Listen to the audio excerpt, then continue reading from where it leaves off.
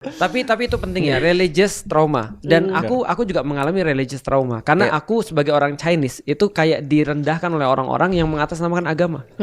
Jadi kayak gini ya, contohnya misalnya kata-kata kafir aja. Kafir kan nggak separah itu ya. Cuma diteriakin kafir tuh nggak enak. Kafir itu, woi kafir gitu misalnya. Tapi bukan makna emang jadi bergeser di kita ya. Bener, Karena orang-orang bener. suka bonus sih kafir jadi Iya, gitu-gitu. Jadi betul. kesannya tuh harusnya non muslim ngedenger kafir tuh yang normalnya cuma oh iya gue emang kafir karena Iya, betul. gue di luar Islam. Akhirnya Betul. jadi kayak kafir jadi kok nyerang banget Hinaan. kayak dikecilkan jadi hinaan. Penjahat, Akhirnya kafir pun hinaan. bergeser Iya. maknanya. Dan itu akhirnya aku merasa gitu. Aku merasa kayak didiskriminasi dan dia pakai instrumen agama gitu maksudnya. Iya, Jadi benar. sedih sih aku dulu sih. Religious traumaku ya begitu dulunya. Dan even menurut gue ya, kalau lu takut salah ngomong, Ya itu juga sama. takut salah ngomong Itu tentang religious agama, lu trauma tuh. takut salah ngomong tentang agama orang lain, takut salah apa gitu. Itu menurut gue, kenapa ya? Sejak kapan ya Indonesia itu jadi kayak sedikit shifting gitu loh. Ya semua. Jadi orang tuh jadi lebih takut buat berekspresi yang niatnya Iya. cuma bercanda pun takut gitu. Yang sebenarnya Iya. yang denger juga tahu dia bercanda. Betul. Tiba-tiba jadi takut semua orang jadi kayak lebih sensitif di sesuatu yang harusnya tidak sensitif. Betul. Nah, itu. Tapi Ustaz, itu juga concern saya sih. Iya. Banyak orang ngomong kalau kita membahas sesuatu, Iya. udah nggak usah ngurusin. Maksud Iya. saya kalau ngurusin mah saya berangkat. Misalnya ngomongin Thailand, saya berangkat Iya. ke Thailand, saya ikut ngebantu, ikut campur. Iya. Jadi kita bahas doang, ngasih tahu Iya. info kan itu. Betul.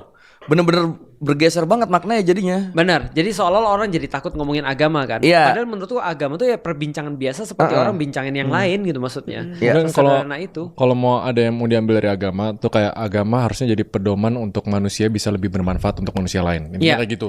Adalah itu paling respons, pragmatis. cara respons. Jadi agama itu adalah bentuk cara kita untuk mengetahui bagaimana respons yang paling tepat ketika kita tuh berurusan dengan segala sesuatu. Nah urusannya itu bisa jadi dengan manusia, bisa jadi dengan Allah, bisa jadi dengan diri kita sendiri. Nah cara responsnya seperti itu. Contoh misalnya kayak yang kita bilang, kalau kita lagi kehilangan sesuatu misalnya, bagaimana cara kita respons ketika kita lagi kehilangan sesuatu? Maka kita bilang, ya udah berarti ini bukan rezeki kita. Berarti akan ada rezeki kita yang lain kalau memang ada. Berarti kita akan merasa lebih tenang tuh.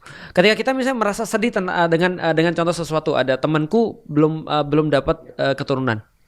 Dia udah nikah lama nih. Ada banyak temanku belum dapat keturunan. Tapi ketika dia punya agama, dia bisa ngasih tahu pada dirinya sendiri. Bukan berarti Allah nggak sayang sama kamu.